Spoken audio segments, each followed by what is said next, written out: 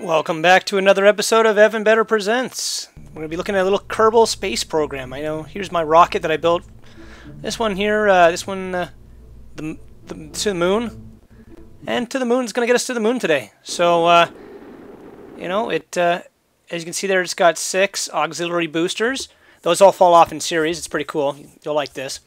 And then a main booster. So, ignition and liftoff.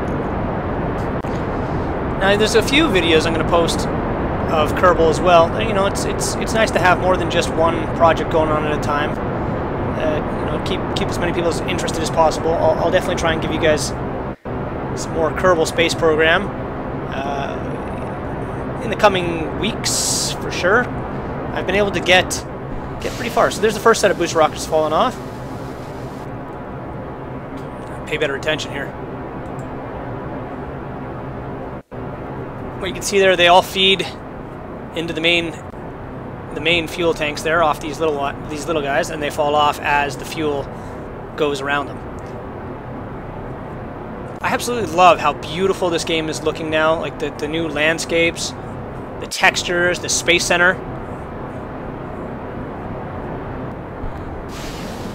There you go, there's the second set of boosters. And, you know, I could have easily done this without even having these boosters. It wouldn't even be needed. But I love making rockets in this game. Like, I love making cool-looking rockets. You know, it's not just about the functionality of being able to get into space or get to a planet or, you know, walk on Mimus. I want to be able to have something that looks freaking awesome as it takes off and something that can get up there really easily. It's half the fun in this game is building the rockets. So you can see here, you know, we're just about to lose our last stage here. And now we're going to be heading all the way to the moon. You know, just to see the booster rockets falling there. That scared me for a second. But anyway, so we've got Bill and Jebediah and Bob on board. Our 3 heroes. You know, and as I was saying, anybody who hasn't played Kerbal Space Program, you guys don't know what you're missing. It's very challenging, and it's very fun. Anybody who's watched Scott Manley, and this is a guy who's got a complete understanding of everything in the game, you'll see that it's a very, very complex game. I'm very amateur. I don't know how to do a lot of this stuff that Manley does and all the rest in his videos, but you know, I've been playing it for a long time, long time now, and I really, really love how much it's getting better and better and better. Every single time I see this game, it gets more and more enjoyable. But anyway, it's not exactly the most fun. I'm just going to be quiet here for a little bit and just enjoy the scenery. It's not the most, like I was going to say, it's not the most excitingly fun game in the world, but there's a challenge to it. There's a challenge to it that's incredibly awesome. All right, so we're going to pitch over here.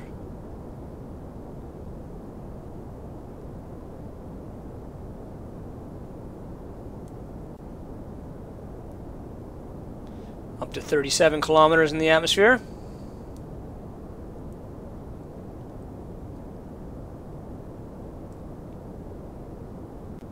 And you know, a lot of the time it's a big challenge just getting out of the atmosphere. And this is what I'm trying to do right here with this rocket. I just want to get as far into the atmosphere as possible before I lose this stage.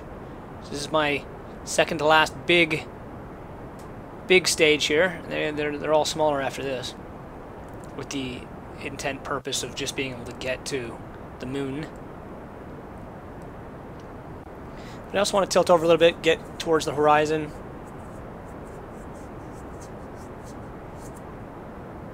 Okay, stage is over.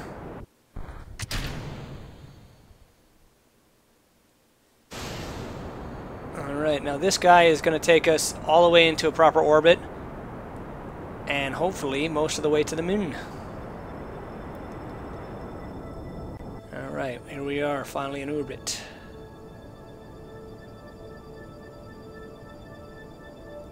Our apoapsis is extending outward at a good pace here. But, you know, this game is interesting in the sense that there's a lot of There's a lot of options and ways to build your ships, and if only we could do it in real life as easily as we do it in this game, right? I mean, we'd have bases on the moon and space stations in orbit and all the rest.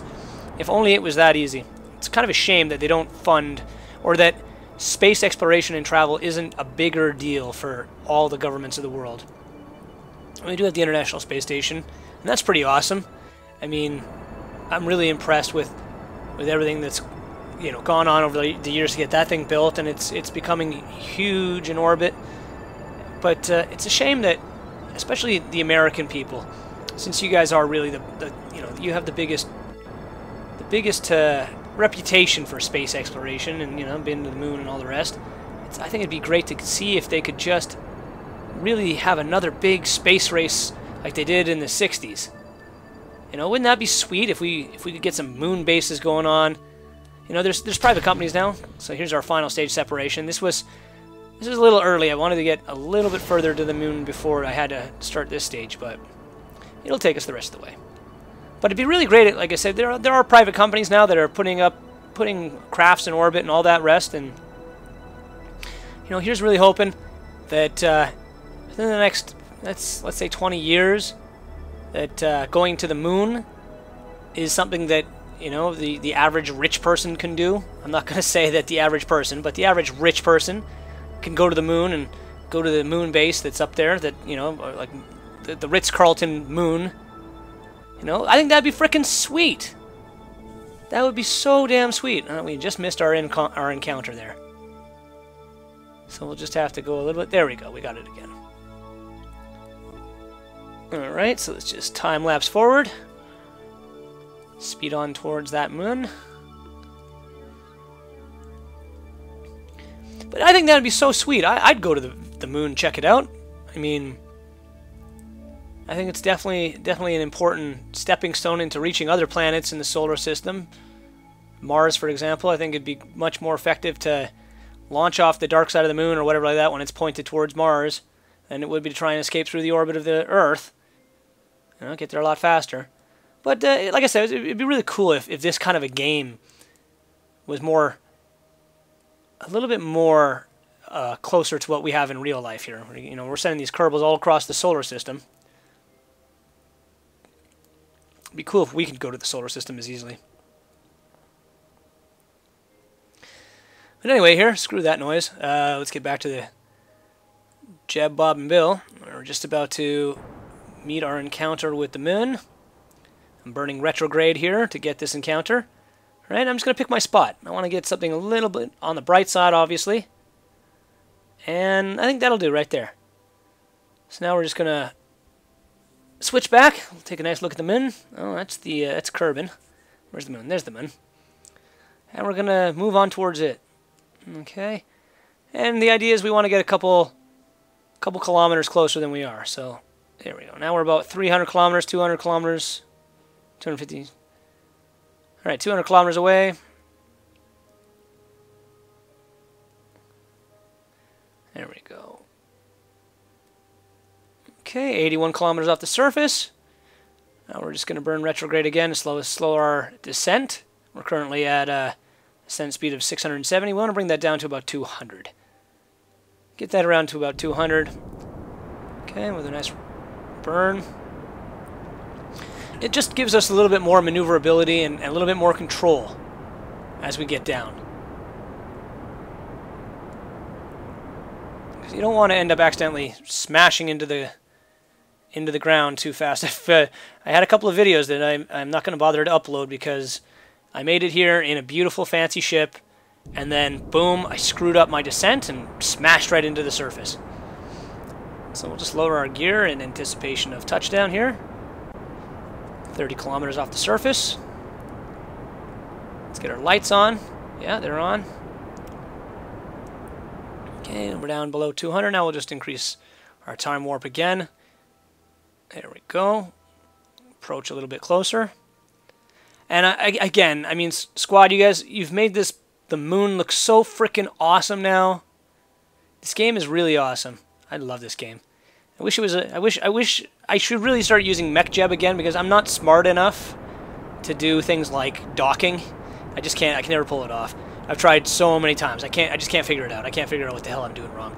I've watched tutorial videos and all that noise. I'm not too smart, apparently, when it comes to being able to rendezvous two orbiting objects. So, you know, whatever. That is what it is. But, you know, maybe I should start using MechJeb again and start building some crazy-ass space stations. Alright, so now we're about 6 kilometers off the surface. Just going to slow our descent down to below 100. There we go, get it down to about 40. Okay. 5 kilometers, and we're just going to come down nice and slow. There's no reason to rush it, because what happens when you rush it, shit gets broken. You don't want that. So we're getting a little bit closer here. We're just going to drop our speed back down to about 40. About 4 kilometers up now. Our altimeter is showing us that we're getting a lot closer. Now in the past, that thing hasn't been exactly the most accurate, so it's hard to judge if the altimeter is going to give us the exact height we are actually at. So I never really trust it too much. I usually use my own eyes.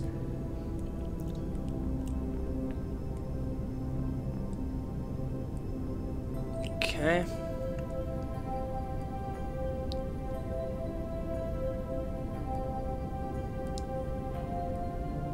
Look at that. This is so good looking now. Look at the background. Look at all the stars. It'd be so great to be able to go out there and explore them all. I wonder if they're going to do that eventually, if they're going to introduce like a warp engine.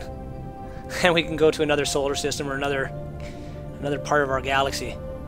I think that'd be pretty awesome. Building, you know, that'll be the next step, guys. After we've got some ships that can take us, you know, to the outermost planets easily enough. Let's see, squad. Let's see you introduce some kind of warp engine where we can leave the confines of our solar system. Go visit another star. All right, 2 kilometers up. We can see our shadow now pretty well. All right, we just want to get back centered. There we go. There we go. Take it centered. Take it centered. Slowing down. Slowing down. We want to get just below 10 meters a second at this point. Okay, slowing it down. Slowing it down. Okay, now we can tell that the ground's a little angled here, so I want to angle the 2 legs on the outer side first down. Okay, and we're good. There we go. We're down. All right. Well, Jebediah, if you would be so kind as to exit the vehicle. No, grab it. Wait. Typical Kerbal landing. You know, for guys who are 1 meter tall, they sure are robust individuals. Alright, so he's taking the first glorious steps on the moon. Let's plant our flag. It's nothing special, it's just a default flag. There we go. Alright, how about a little memory of the first people who were here?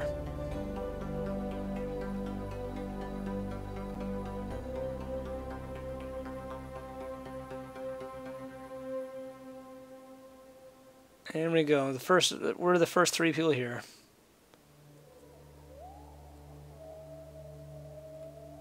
Yay!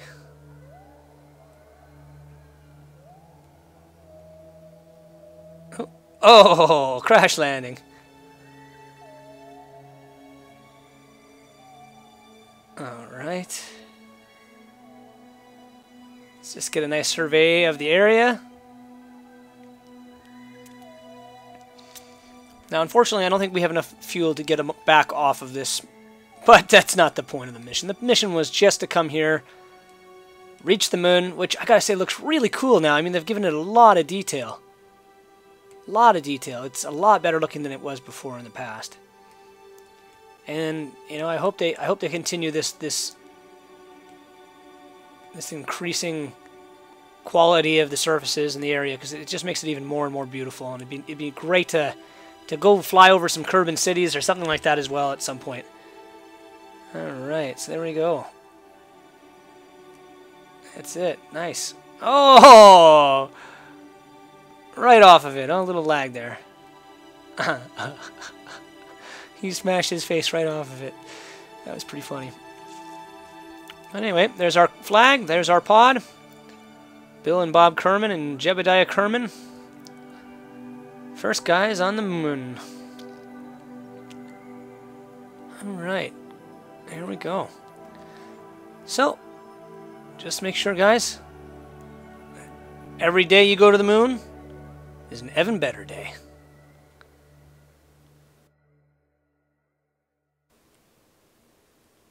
Alright. I'll see you all later. Take it easy.